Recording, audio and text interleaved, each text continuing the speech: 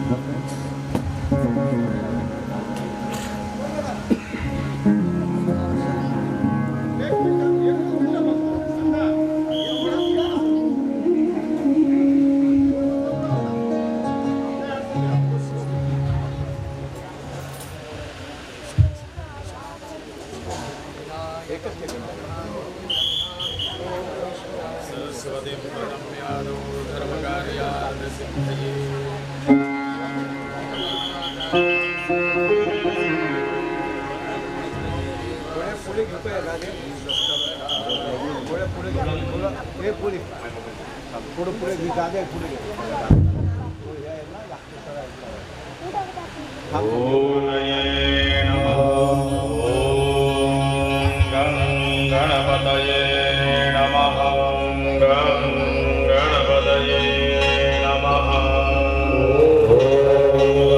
गं गणपतये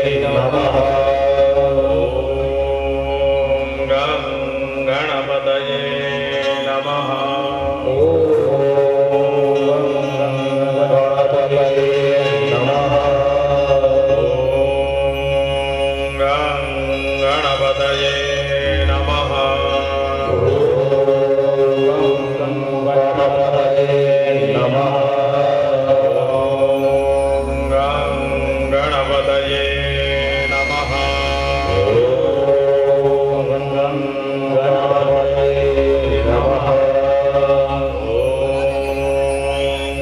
गं गणपतये नमः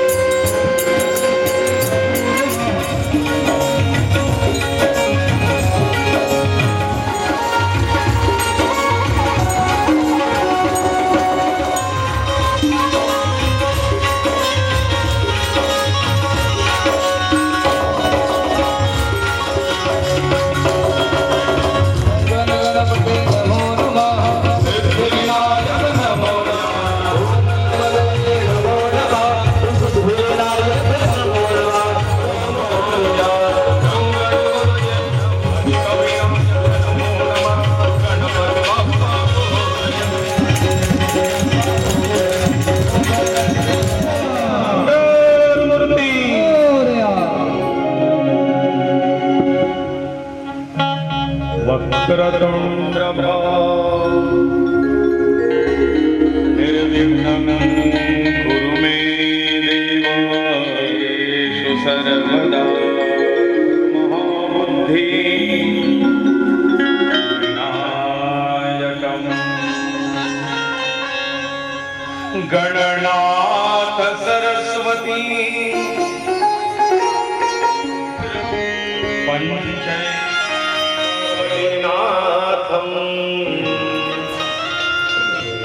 विष्णु सूर्य तथाम्बिका गणेशं विघ्नहर्तारं श्री गुरुणा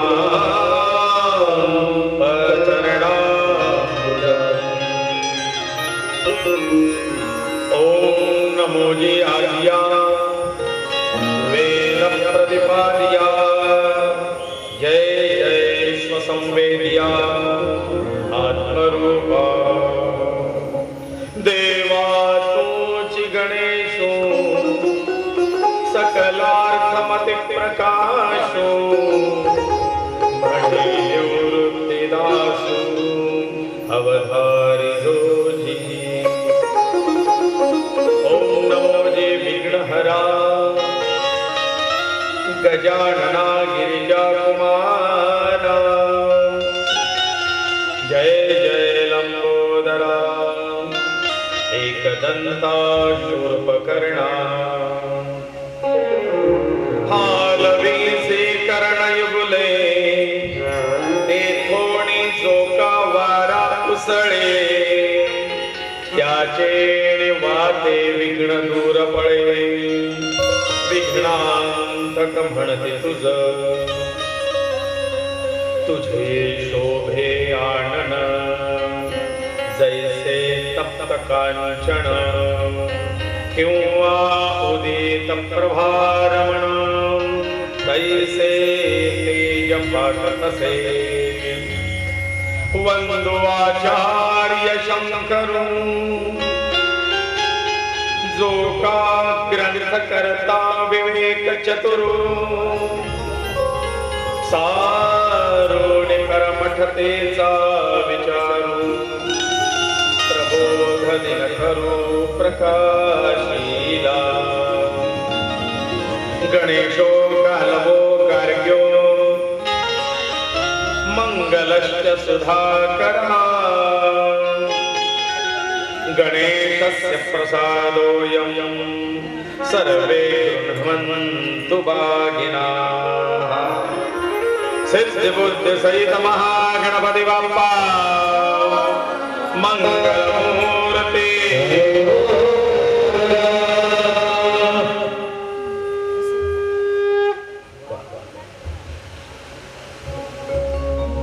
या ठिकाणी कैलासवासी सौ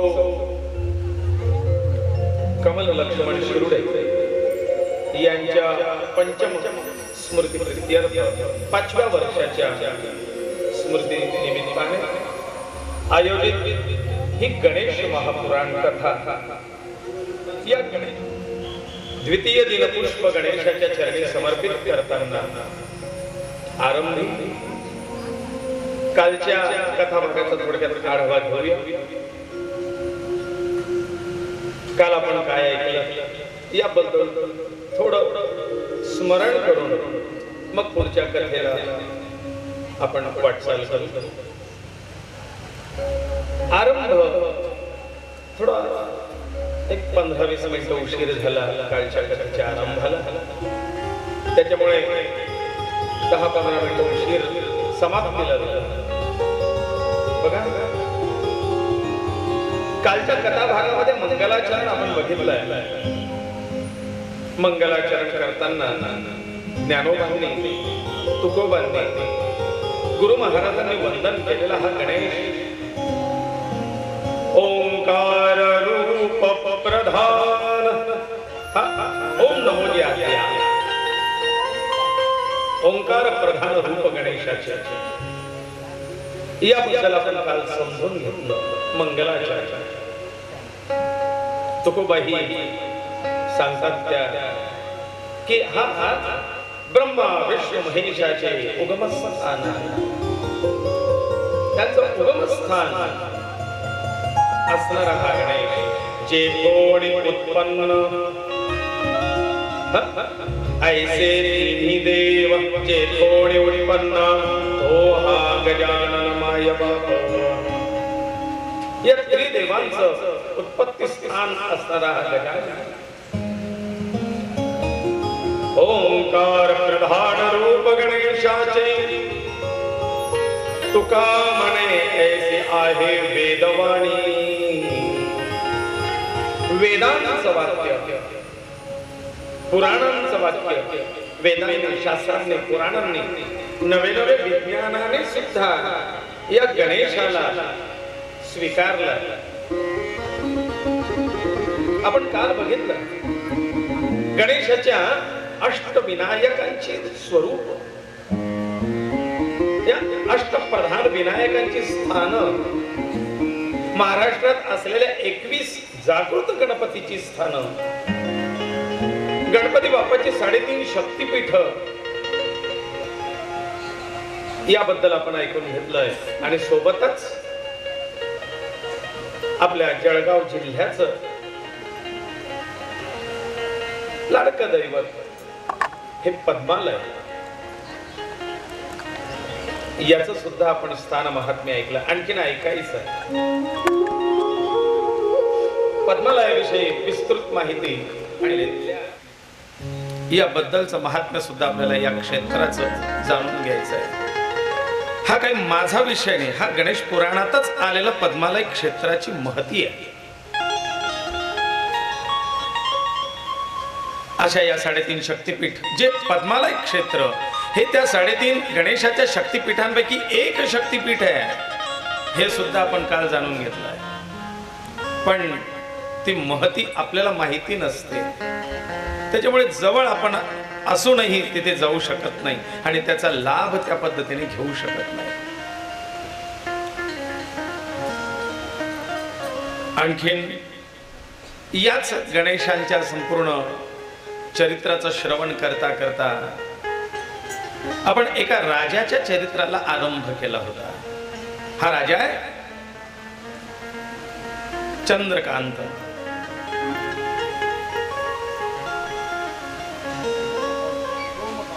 सोमकांत. अहो पण सोम हे चंद्राचंच नाव आहे बरं. मी काल बोललो चंद्रकांत आणि सोमकांत. सोम म्हणजे ही चंद्र, तर त्या राजाचं नाव होतं सोमकांत. त्याची पत्नी आहे सुधर्मा आणि त्याचा पुत्र आहे हेमकंठ.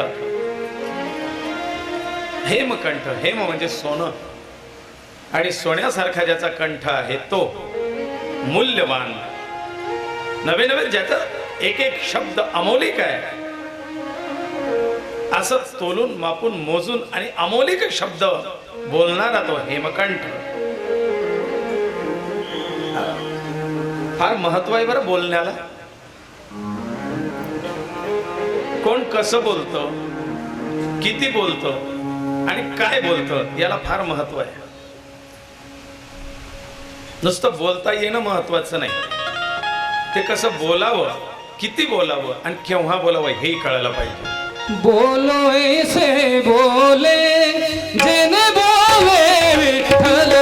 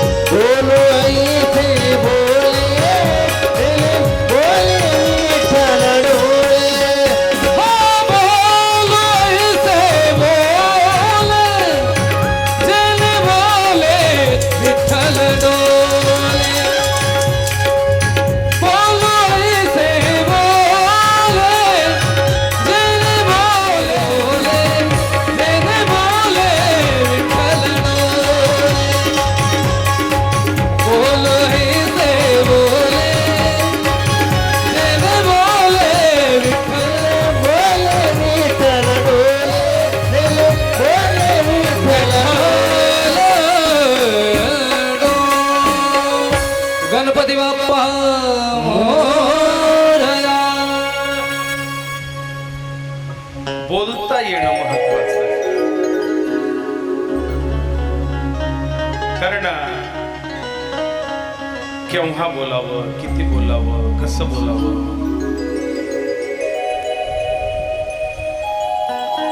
काहींचं बोलणं फार मौल्यवान असतं, विचारल्याशिवाय बोलतच नाही. त्यामुळे तुम्ही कुठे आधी विचारलं नाही का? जेवढं विचारलं तेवढंच उत्तर देणार.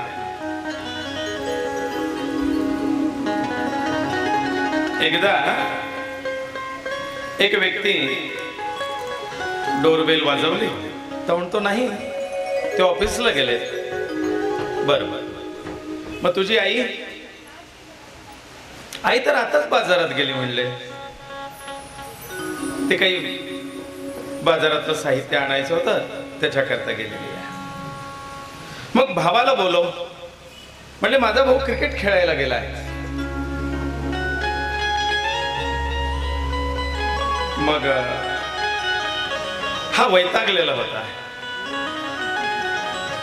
म्हणले, मग तूच कशाला राहिला घरी? तू पण कुठे चालला गेला असता? वडील गेले ऑफिसला, आई गेली बाजाराला, भाऊ गेला क्रिकेटला, ताई गेली कॉलेजला, मग तू कशाला घरी राहिलास? तो म्हणतो, नाही काका, हे माझं घर नाही, मी मित्राकडे चाललेलो आहे म्हणले.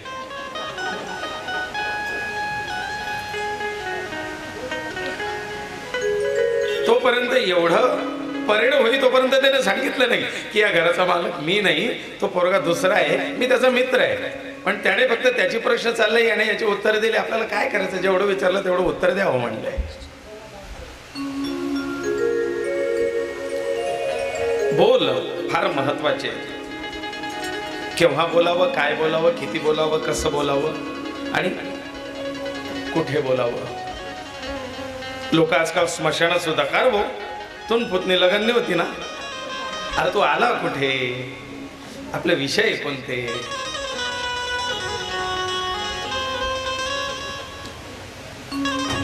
आणि कथेला येऊन बसले की भलते सरते विषय.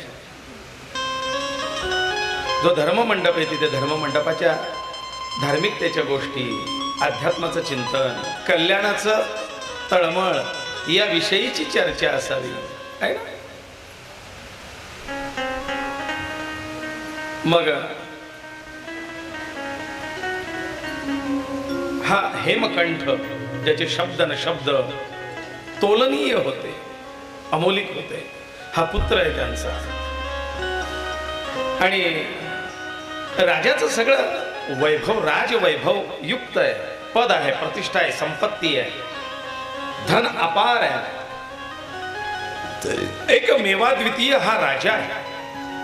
पण काही काळ सुखाचा, आनंदाचा, आणि एवढंच नाही बरं, या सगळ्या गोष्टी तर आहेतच. काल थोडीशी आपली कवितांची गर्दी असल्यामुळे मी त्याच्या साथीदारांची नावं सांगितलं नाही. राजा म्हटलं म्हणजे त्याला प्रधान येतातच, आणि या राजाला 5 प्रधान होते. पंचप्रधान मंडळ या राजाचं होतं, है ना? 4 किंवा 5 प्रधानांचं मंडळ राजाचं असायचं. छत्रपती शिवाजी महाराज, शिवराय हे असे राजे होऊन गेलेत की यांचं मंत्रिमंडळ हे अष्टप्रधान होतं. यांच्या मंत्रिमंडळामध्ये 8 प्रधान होते. नाहीतर यापूर्वी जनरली 4 किंवा 5 प्रधानांचं मंत्रिमंडळ असायचं. आता तर एकेका खात्याला 2-2, 4-4 मंत्री. तू तर थाईन खाय, मी आता खास. मग हे पंचप्रधान मंडळ, बर प्रधानही कसे, त्यांची नावं सांगितलेली आहेत गणेश पुराणामध्ये. एक होता, त्याचं नाव होतं विद्याधीश. मी काल सांगितलं, पूर्वी 5 अक्षरी नावं असायचे.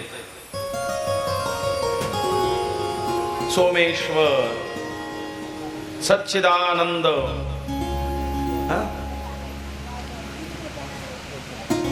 मग आणि तेव्हा एकेकाला 5-5 मुलं असायचे. आमच्या पोद्दार काकांचं वाक्य. मग नंतर एकाला 4 मुलं होऊ लागलेत आणि ते 4 मुलांची नावं पण ते 4-4 अक्षरी ठेवू लागले. राजाराम, सीताराम, तुकाराम. मग 3 मुलांवरती आलं आणि नाव सुद्धा 3 अक्षरी झालेत म्हणले. नंतर मग हम दो हमारे दो, 2 मुलं 2 अक्षरी नाव, सोनू मोनू बोनू राजा सिटू बिटू चिंटू. आता एकच अपत्य आणि अक्षर एकच, श्री ओम.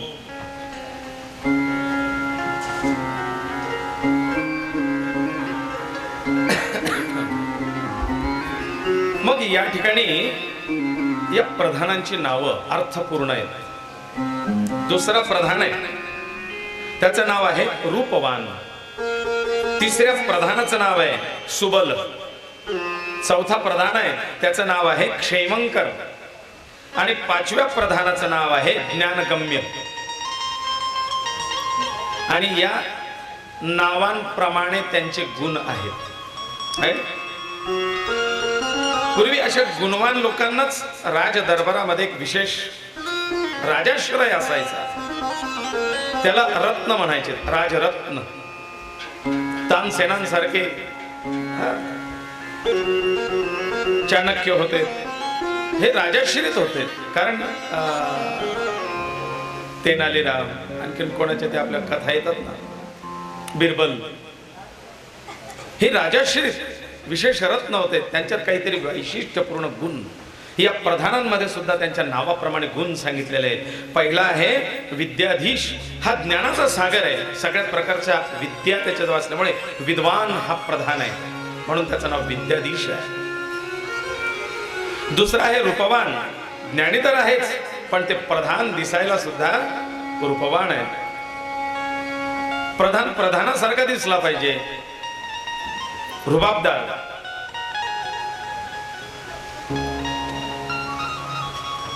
तिसरा सुबल. नुसतं मग दिखने में हिरोन चलने में डब्बू काय कामाचं.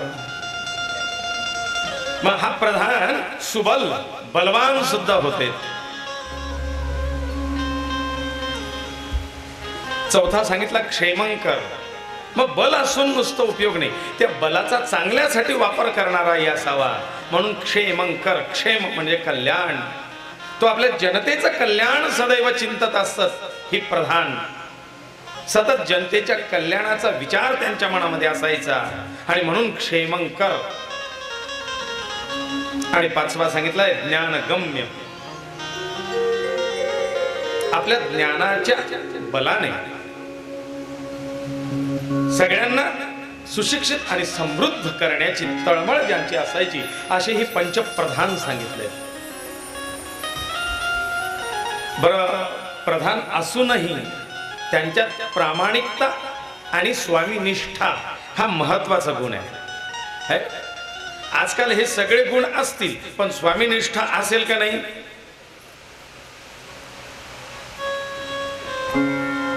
मग ती स्वामीनिष्ठा, स्वामी भक्ती, प्रामाणिकता या पंचप्रधानांमध्ये होती बरं का.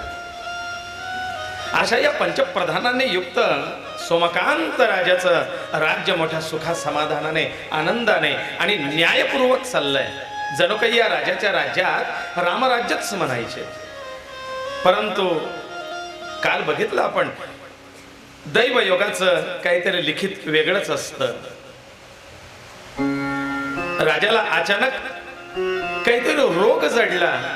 हळूहळू हळूहळू त्याच्या शरीरावरती पांढरे चट्टे येऊ लागलेत आणि त्याचं रूपांतर कुष्ठात झालं. त्याचं रूपांतर गलित कुष्ठात झालं. त्याचं रूपांतर पिबात झालं. राजाच्या अंगाला जखमा होऊ लागल्या. त्याच्यातून रक्त वाहू लागलं. त्याला जंत पडू लागले. दुर्गंधी सुटू लागले राजाच्या त्या कांतीला. जो आज सोमकांत होता, चंद्राप्रमाणे ज्याचं सौंदर्य होतं, तो आता ढागाळलेला झाला. राजा लपवून लपवून कितीक लपवणार हो, आहे ना. काही गोष्टी असतात त्या लपवता येत नाही. आता कालच्या विषयाला जोडतो. कालचा एक विषय सांगितला होता, गणपती बाप्पाची प्रिय 2 फळं. एक होतं, हा, कवठाच्या बद्दल सांगितलं की कवठ गणपती बाप्पाला का प्रिय आहे. तो आतला गाभा गणपती बाप्पाला आवडतो, अंतर्मन आवडतं, आतली शुद्धता, आतलं माधुर्य हे आवडतं. आणि तो बाहेरचा ज्या वेळेला तो हत्ती ते कवठ गिळतो, ते सबंध गिळतो आणि विष्ठेद्वारा सबंध कवठ बाहेरच काढतो. पण ते कवट फोडून पाहिलं तर ते आतून रिकामं झालेलं असतं. कसं खाल्लं जातं, देवाची लीला. आणि दुसरं फळ सांगितलं होतं जांभूळ. जांभळाचं एक वैशिष्ट्य हे की जांभूळ खाल्लेलं लपवता येत नाही, है ना. तुम्ही वाईट काम केलं तर ते लपून राहत नाही, चुकीचं कार्य हे लपून राहत नाही. याचं प्रतीक जांभूळ हे फळ आहे. आणि म्हणून जुन्या लोकांची म्हण होती की जांभूळ खाल्लेलं लपवता येत, कारण खाणाऱ्याची जीभ लाल निळी काळी होतेच आणि त्याच्यावर तो लक्षात येत. म्हणजे तसं आहे की मनुष्याने आपल्या आयुष्यात केलेली वाईट कार्य, चुकीचे कार्य, शास्त्र विरुद्ध कार्य हे कुठेतरी आपलं तोंड वरती काढतातच जांभुळासारखं. म्हणून गणपती बाप्पाला जांभूळ प्रिय आहे. तो म्हणतो या जांभुळासारखी तुमची कर्म आहेत, हे एक ना एक दिवस जगासमोर येतात. मी म्हटलं गणपती बाप्पाच्या प्रत्येक गोष्टीत एक विशिष्ट काहीतरी वैशिष्ट्य आहे, म्हणूनच देव ते गुण स्वीकारतात. सगळ्या जगाने त्या जांभुळाला फळ, उलट फळ म्हणून सोडलंय, पण गणपती बाप्पाने त्याच्यातला हा गुण ओळखून घेतला आहे ना. मग राजाला ती व्याधी जडली, कुष्ठरोगी झाला, गलित कुष्ठरोगी झाला. विज्ञानाच्या प्रगतीने, मेडिकल सायन्सच्या प्रगतीने आज कुष्ठरोगी नाहीच्या बरोबरीला आले. असतील तर फार क्वचित, बोटावर मोजण्यासारखे. या कुष्ठरोगावरती नियंत्रण मिळवण्यात आपल्या मेडिकल सायन्सला यश आलंय. पण पूर्वी हे प्रमाण फार होतं कुष्ठरोगाचं. मग असा हा राजा प्रयत्न केलेत, डॉक्टर केलेत, वैद्य केलेत, गुण काही येत नाही. आणि ज्या वेळेला आपल्या एखाद्या विशिष्ट व्याधीवरती सगळ्या प्रकारचे उपचार करूनही जर गुण येत नसेल, डॉक्टर म्हणत असतील की आता आमचे प्रयत्न हे काय आहे याचं निदान आम्हालाच कळत नाहीये, हे आमच्या डोक्याच्या बाहेरचा प्रकार आहे, समजावं, हा कुठेतरी आपल्या पूर्वकर्माचा परिणाम आहे. याला मेडिकल सायन्स मध्ये उत्तर नाही, याला अध्यात्मात उत्तर आहे. मग त्यावेळेला अध्यात्माची कास धरावी लागते, अध्यात्मातल्या गुरूंचे चरण धरावे लागतात आणि त्यांच्याकडनं याच्यावरती मरहम, औषध, दवा ही घ्यावी लागते. मग ती मात्रा कुठे मिळेल, म्हणून आता सोमकांताने ठरवलंय, हेमकंठा पण आता मला व्याधी जडली आणि जनतेच्या समोर यायची सुद्धा लाज वाटायला लागली. आणि असत एकदा रोगग्रस्त झाला की लोक तिरस्कार करायला लागतात.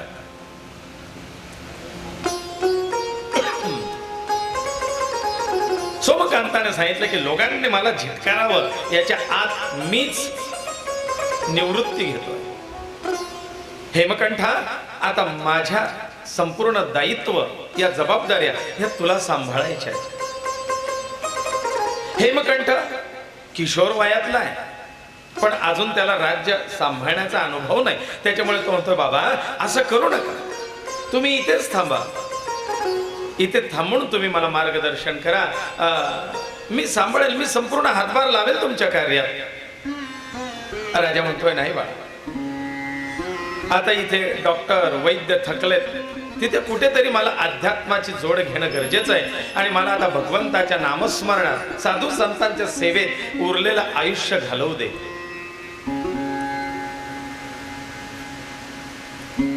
हेमकंठ परवानगी देत नाही. हेमकंठ फार रडतोय, आडवतोय, पण सोमकांताने केलेला निर्णय पक्का आहे. मी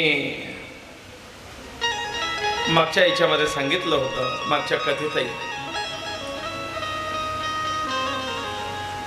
प्रेमळ पत्नी प्रेमळ आणि पतिव्रता पत्नी मिळणं,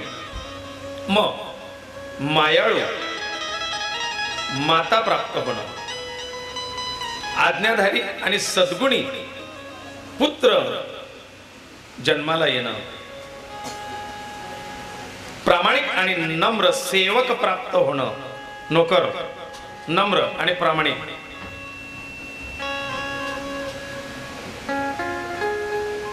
आणि खंबीर पिता प्राप्त होणं, या पूर्व सुकृताच्याच गोष्टी असतात.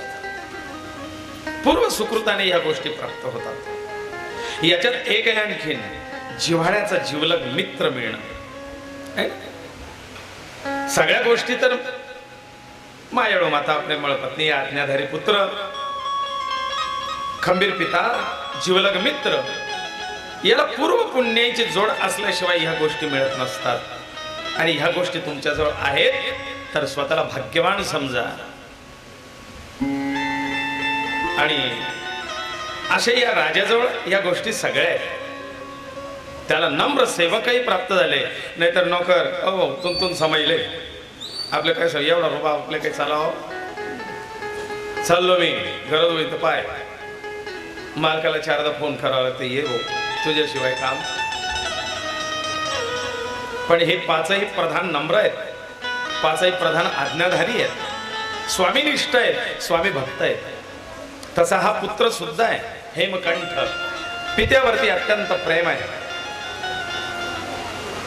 म्हणून संत सांगतात, कुळी कन्या पुत्र होती जे सात्विक, दयाचा हरेख वाटे देवा. आपुलिया गीता.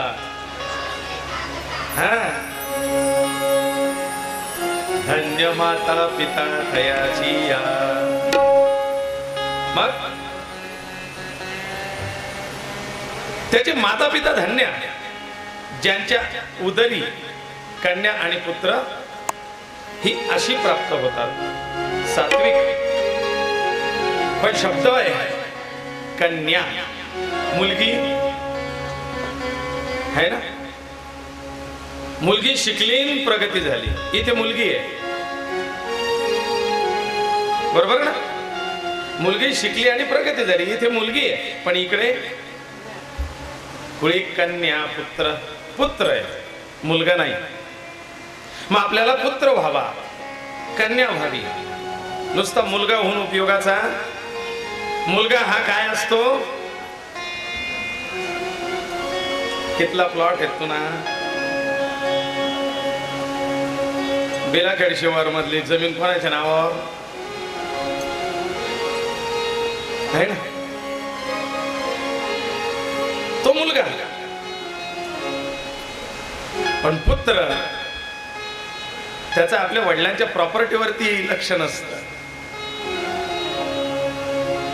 कन्या आणि पुत्र याच्यातला फार मोठा फरक आज सांगतो.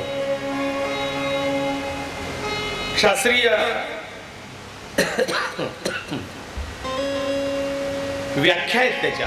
कन्या म्हणजे काय, उभयोर पक्षे समन्याय करती. समन्याय करती उभयोर पक्षे. सहा कन्या. कहा कन्या, यो कन्या उभयो पक्षे समन्याय करती. उभयोर पक्षे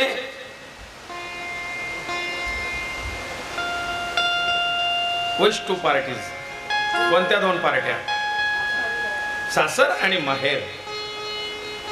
माहेरच्या पक्षात आणि सासरच्या पक्षात समन्याय ठेवणारी ती कन्या.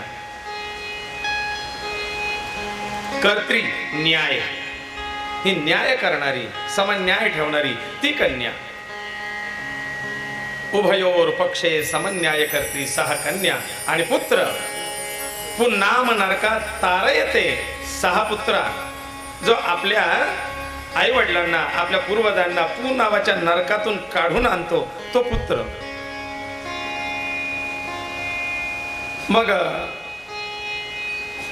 पुन्नाम नरकातून काढण्याकरता त्या मुलाला काय करणं गरजेचं आहे, तेव्हा त्याचे पूर्वज किंवा त्याचे आई वडील या नरकातून तरुण जातील. मग मुलाला काही कर्तव्य सांगितलेली आहेत. मुलाची कर्तव्य अशी आहेत की त्याने आपल्या वडिलांचा ATMचा पिन कोड लक्षात ठेवावा. ते जाण्याच्या अगोदर त्यांचं ते आयकर कार्ड काय म्हणतात त्याला, पॅन कार्ड आपल्या ताब्यात घ्यावं. बँकेचे पुस्तकं आणि कोऱ्या स्टॅम्पवरती त्यांच्या सह्यानं अंगठे घेऊन ठेवा. पितृवाक्य रतो नित्यम श्रद्धया श्राद्धकृत सदा पिंडदो योगया यान्तु सह पुत्र इति उच्यते. पुत्र त्याला म्हणावं जो पितृवाक्यरतो नित्यम, जो आपल्या वडिलांच्या आज्ञेत असतो, नेहमी आपल्या वडिलांचं म्हणणं ऐकून घेतो. श्रद्धया श्राद्धकृत सदा, श्रद्धेने श्राद्ध करतो आपल्या पूर्वजांची, आपल्या आई वडिलांची श्रद्धेने श्राद्ध करणारा, हे दुसरं कर्तव्य.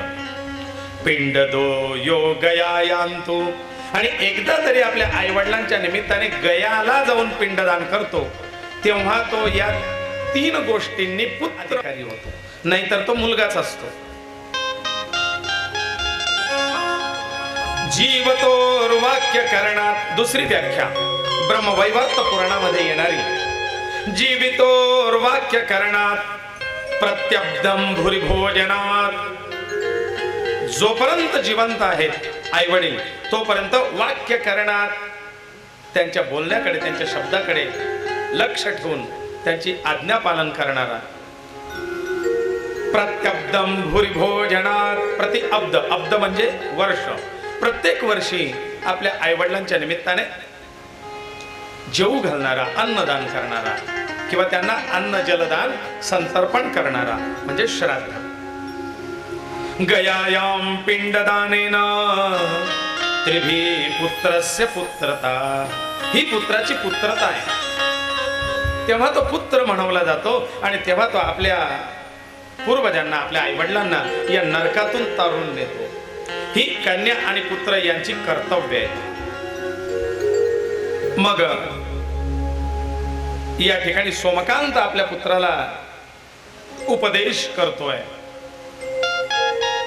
सोमकांत आपल्या पुत्राला, जसं तिकडे ते वा कालच वाट पाहिली होती, निसर्गही साथ देतो हो. जसं जसं तुमचं मन, तुमचं हृदय, तुमचं अंतःकरण द्रवित व्हायला लागतं ना, तसं तोही द्रवित व्हायला लागतो. काल काकांनी त्यांचा अनुभव सांगितला दवाखान्याचा. आज माझ्या व्हॉट्सअपला मेसेज आलेला आहे. मुंबईच्या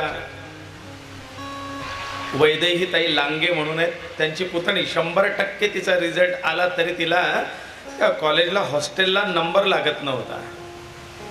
फार अडचणी, मुलगी डिप्रेशन मध्ये गेली आणि नेमकं आपल्या गणेश पुराणाच्या गडबडी होत्या. त्याच्यामुळे मी त्यांना म्हटलं तुम्ही पत्रिका टाकून ठेवा, आपण बघू नंतर. पण तोपर्यंत चतुर्थी गेली. आता या चतुर्थीचं तिला व्रत करायला लावा आणि या चतुर्थीपासून तिचं ऍडमिशन होई तोपर्यंत रोज मंगल मूर्ते विघ्न हरा दुरित नाशना कृपा करा, हा एक छान मंत्र आहे, लक्षात ठेवा. मंगल मूर्ते विघ्न हरा दुरित नाशना कृपा करा, या मंत्राचा रोज तिला जप करायला सांग. चतुर्थीचा उपवास कर आणि शक्य झालं तर ही कथा ऑनलाईन ऐकत राहा. काल पहिला दिवस झाला आणि पहिल्याच दिवशी त्यांचा मेसेज आला माझ्याकडे आहे, सेव्ह करून ठेवलेले. त्याने सांगितलं की गुरुजी, जे होत नव्हतं ते ॲडमिशन चांगल्या कॉलेजला तिचं झालं ना, हॉस्टेलमध्येच झालं. ती फार आनंदित आहे आणि तिने तुम्हाला निरोप द्यायला लावलेला आहे. म्हटलं गणपती बाप्पा, तिला आता एखाद्या मंदिरात जायला लाव. मला दक्षिणा नका पाठवू. त्यांनी पाठवली दक्षिणा, पण म्हटलं ही दक्षिणेचा अधिकारी मी नाही, हा अधिकारी गणपती बाप्पा आहे. तुम्ही एखाद्या मंदिरात जाऊन दानपेटीत ती दक्षिणा टाकून द्या, नारळ ठेवून द्या आणि गणपती बाप्पाचे आभार मान.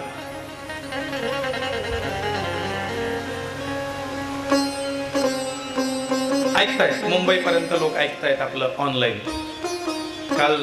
कालच्या कथेबद्दल सगळ्यांच्या प्रतिक्रिया बऱ्याच जणांच्या आल्या. कोणी फोन करून सांगितलं, कोणी मेसेज करून सांगितलं. उपदेश महत्वाचा आहे. इथे सोमकांत आपल्या मुलाला उपदेश करतोय. कधी आपल्या मुलांना बसवून काही गोष्टी सांगणं आणि समजावणं गरजेचं आहे बरं. हे कमी झाल्यामुळे आता जरा पिढी बिघडत चालली आहे. वडिलांचा किंवा आईचा आणि मुलांचा, वडिलांचा आणि मुलांचा संवाद तुटत चाललाय आणि म्हणून त्यांना संवादाकरता कोणा तिसऱ्या व्यक्तीची आवश्यकता भासायला लागली आणि म्हणून तर फेसबुक वरतून फ्रेंड रिक्वेस्ट पाठवून दूरच्या व्यक्तीला जवळ करण्याचा प्रयत्न करतात. शास्त्र असं सांगतं, प्राप्ते तु षोडशे वर्षे पुत्रे मित्रवत आचरेत. 16वं वर्ष लागलं की मुलाला मित्रासारखं समजावं आणि मित्राप्रमाणे त्याच्याशी बोलावं. मुलीला रजोधर्म सुरू झाला की आईने एका मैत्रिणीप्रमाणे मुलीशी वागावं, तिला मैत्रिणीप्रमाणे मुलीशी संवाद साधावा. इथे हेमकंठ हा दुःखी आहे. आपल्या आईवडिलांच्या निर्णयावरती तो सहमत नाही आहे, पण आता सोमकांत त्याला उपदेश करतात, बाळा हे राज्य जसं मी सांभाळलं ते माझ्या आईवडिलांच्या मार्गदर्शनानुसार ते पाहत आलो आणि तसंच वागलो. तूही माझ्याप्रमाणे ही जनता न्यायाने सांभाळ. राज्य कर पण न्यायाने कर, कारण जनतेने आपल्याला त्यासाठीच योग्य बनवलेलं आहे, राजा घोषित केलंय, कारण त्या जनतेचा आपल्यावरती विश्वास आहे. न्यायाने, धर्माने, नीतीने हे राज्य सांभाळा. नीती फार महत्वाची आहे. सदाचार कधी सोडू नकोस बाळा. सदाचार हा थोर सांडू न येतो. तो सांडू नये म्हणजे तो सोडू नये. सदाचाराचं वागणं फार महत्वाचं आहे आयुष्यात, आणि जो सदाचाराने वागतो तो आयुष्यभर विजयी होत असतो. आणि ह्या गोष्टी करत असताना कुसंगतीपासून थोडं दूर राहा. वाईट संगतीपासून दूर राहा, कारण ही वाईट संगत कधी तुला कीड लावेल हे सांगता येत नाही. म्हणून कुसंगत जप हा बाळ. ही सांगणारी आई कधीतरी घडून गेली. बाळा, आई आई माझी आंघोळ झाली आहे, माझी आंघोळ झाली आहे, पटकन तुझा पदर पसर, त्याच्यावरती मला पाय ठेवायचे आहे. आई माझ्या छान पायांना माती लागेल ग. आईने आपला पदर असला तर ती पदर पसरते, बाळाला त्या पदरावरती उभं करते आणि त्याचा अंग आपल्या पदराने पुसता पुसता बाळाशी संवाद सांगते. बाळा, जसं पायाला घाण लागू नये म्हणून जपतोस, तसं मनाला घाण लागू नये म्हणूनही जप. ती शिकवणारी, ती सांगणारी त्या श्यामची आई ही आज गरजेची आहे. हे प्रत्येक आईचं कर्तव्य आहे. तेव्हा तो साने गुरुजी म्हणून घडेल, तेव्हा त्याचे एक एक विचार, एक एक बोल समाजापुढे ग्रंथ रूपाने प्रगट होतील. असा एक थोर विचारवंत घडायला आई वडीलच जबाबदार असतात. आणि म्हणून बाळा, साधू, संत, सत्पुरुष यांचा कधी अनादर करू नये. देव, ब्राह्मण, गाई, साधू, संत, सत्पुरुष आणि आपले गुरु यांचा अपमान जीवनात कधीही करू नकोस.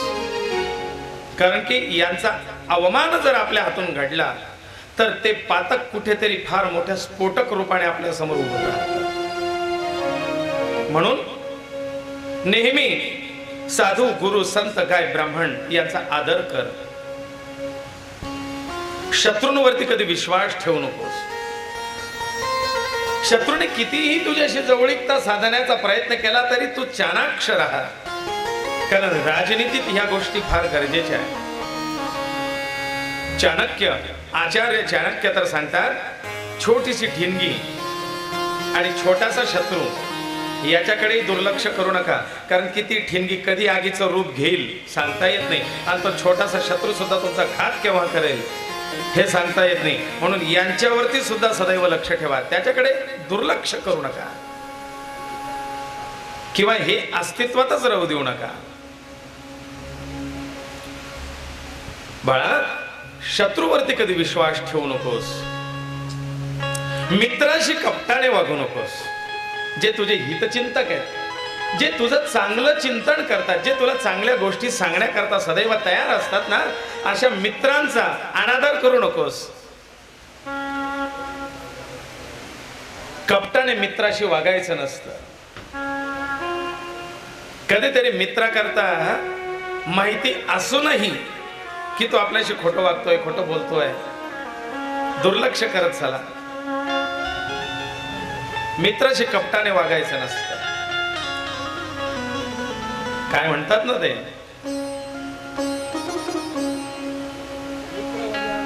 मित्र असावा त्या वणव्यामध्ये गारव्या सारखा.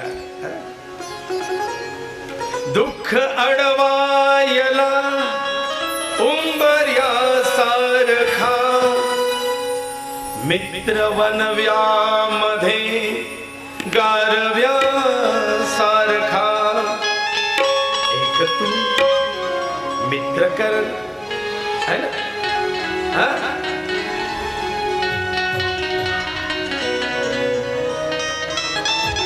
मित्र वनव्यामध्ये गारव्या सारखा. एक तरी मित्र असा असावा की सगळ्या जीवनातला ताप विसरून त्याच्याजवळ मन मोकळं करता यावं. कुठलीही गोष्ट त्याच्यापासून लपून नसावी. हातून घडलेले पापही, दुःखही त्याच्याजवळ मनमोकळेपणाने सांगता यावे असा मित्र आवश्यक आहे. जर असा मित्र तुमच्याजवळ असेल ना, तुम्हाला अटॅक येणार.